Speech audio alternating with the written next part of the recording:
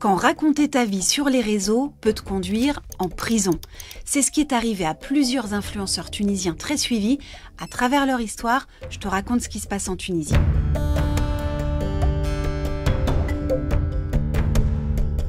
Elle, c'est Lady Samara.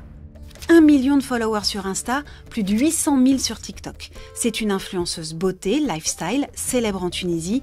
Elle est aimée autant que détestée, notamment pour ses propos sans filtre. Elle qui postait des vidéos tous les jours ou presque, n'a plus rien posté entre le 21 octobre et le 17 février.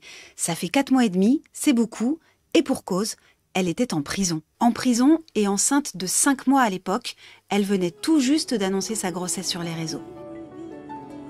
Lady Samara est donc vite devenue le symbole de la répression tunisienne contre les influenceurs. Elle a été condamnée le 5 novembre dernier à 3 ans et 2 mois de prison ferme pour atteinte aux bonnes mœurs. Ça veut dire quoi? Ça veut dire que pour la justice tunisienne, elle a eu des comportements contraires aux valeurs morales. Concrètement, la justice lui reprochait d'avoir tenu des propos à caractère sexuel. Et elle n'est pas la seule à avoir été arrêtée, jugée et emprisonnée en seulement quelques jours. Avec elle, au moins 5 autres influenceurs. Le couple Afifa et Ramzi, 18 mois de prison pour elle, 3 ans et demi pour lui. 3 ans et demi aussi pour Choumour et pour Roubaïb. 2 ans pour le streamer Azizos. Les peines sont très lourdes. J'ai contacté une avocate tunisienne, aujourd'hui militante des droits humains. Ça a été choquant de voir d'abord que la police des mœurs est revenue en Tunisie. Ils ont eu le maximum des peines prévues par les articles du Code pénal tunisien, qui, rappelons-le, un code qui date de 1913. Du coup, c'est un code totalement anachronique et dépassé et qui juge les gens pour ce qu'ils sont et pour ce qu'ils font. Pendant 3 mois, les défenseurs des droits humains ont donc dénoncé ces condamnations, comme ici Amnesty International ou ici le Comité pour le respect des libertés et des droits de l'homme. Aujourd'hui, tous ces influenceurs, ou presque, ont été libérés. Sur les réseaux, on a vu leurs proches se réjouir, on a aussi vu quelques jours après leur libération, Afifa et Ramzi remercier leur soutien ou fêter la Saint-Valentin libres.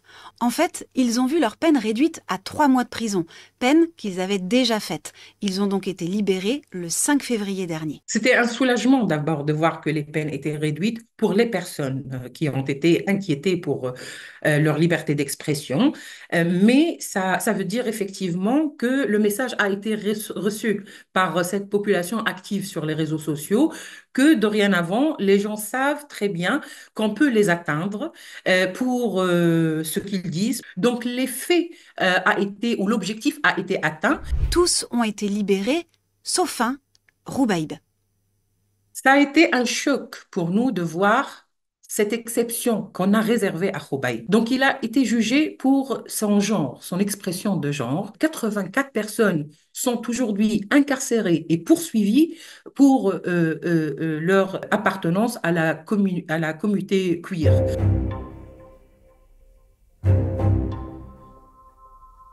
En Tunisie, tout a basculé le 27 octobre 2024, 3 semaines après la réélection de Kais Saied. Kais Saied, c'est lui, le président de la Tunisie depuis 2019. Il a été réélu le 6 octobre dernier avec plus de 90% des voix. Mais il faut préciser que plus de 70% des électeurs ne sont pas allés voter. Chez les 18-35 ans, ils sont même 94% à ne pas avoir voté. Kais Saied est surnommé Robocop pour son allure et ses idées rigides. Il est accusé depuis plusieurs années de s'en prendre à ceux qui ne pensent pas comme lui et de les jeter en prison. Je t'en parlerai plus tard, mais revenons d'abord au 27 octobre 2024. Ce jour-là, la ministre de la Justice publie un communiqué. Elle menace de prison tous ceux qui diffusent des images ou vidéos de nature à porter atteinte aux valeurs morales. TikTok et Instagram sont visés, accusés de diffuser des contenus susceptibles d'avoir un impact négatif sur le comportement des jeunes. Résultat, entre le 31 octobre et le 6 novembre 2024, au moins 6 influenceurs qui comptent chacun des centaines de milliers d'abonnés ont été condamnés à des peines allant de 18 mois à 3 ans et demi de prison. Forcément, ces arrestations et ces condamnations dissuadent les autres influenceurs de dire ou faire ce qu'ils veulent. J'en ai contacté, certains ont carrément arrêté de poster, ils m'ont dit qu'ils faisaient une pause et ils n'ont pas voulu parler devant la caméra. J'ai rencontré Atem Nafti, il est tunisien, il vit en France et est écrivain spécialiste de la Tunisie. Selon lui, ces arrestations, pour l'exemple, ça fonctionne. On a vu de l'autocensure, on a vu des personnes retirer du contenu, effacer de vieilles vidéos, on a vu des rappeurs avec un discours assez cash, assez viril, retirer de vieilles chansons précisément pour ne pas être poursuivi. Donc on le voit, c'est quelque chose qui fonctionne. Il y a effectivement moins de contenu, on va dire, suggestif, clairement, mais au-delà de ça, les gens se disent peut-être que pour une simple vidéo, je risque de me retrouver en prison et pour longtemps, donc on va s'auto-censurer.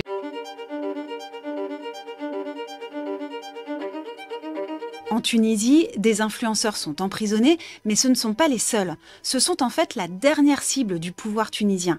Avant, il y en a eu d'autres. Tu te souviens peut-être de l'arrestation incroyable de cette avocate le 11 mai dernier. Ça s'est passé en direct à la télé, on en avait parlé à l'époque dans cette vidéo. Sonia Damani avait critiqué le pouvoir dans une émission de télé, elle est toujours en prison aujourd'hui. En fait, la répression ne date pas d'hier, mais du 25 juillet 2021, quand le président Kais Saied a pris les pleins pouvoirs. فاليوم تحملت المسؤولية ونتحمل المسؤولية التاريخية ومن يدعي أن الأمر يتعلق بانقلاب فليراجع دروسه في القانون. Depuis, lui et son gouvernement décident de tout, y compris de la justice du pays, alors que dans une démocratie, c'est pas le cas. La justice est indépendante, elle n'est pas aux ordres du pouvoir. La répression s'est faite en plusieurs étapes.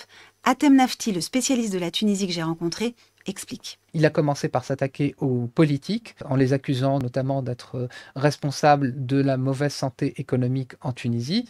Ensuite, il s'en est pris aux migrants, en expliquant qu'ils étaient là non pas contraints et non pas bloqués, surtout en Tunisie, empêchés de partir en Europe, mais qu'ils étaient là dans un projet d'installation et de remplacement de la population. À chaque fois, on désigne une cible. Les influenceurs ne sont qu'une nouvelle cible, donc il faut lire ces arrestations comme un nouveau complot contre la Tunisie. C'est comme ça que l'entendent les autorités. On les accuse vraiment de vouloir pervertir la société tunisienne. Opposants politiques, migrants, influenceurs, mais aussi syndicalistes, défenseurs des droits humains, chroniqueurs politiques à la télé et avocats, la liste est longue. Le média indépendant tunisien Inkifada a fait le calcul.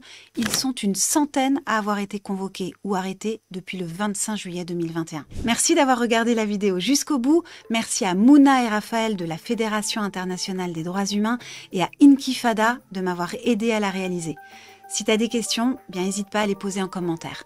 En attendant, on se retrouve sur les réseaux, sur Insta, sur TikTok, sur YouTube, Snap et sur franceinfo.fr.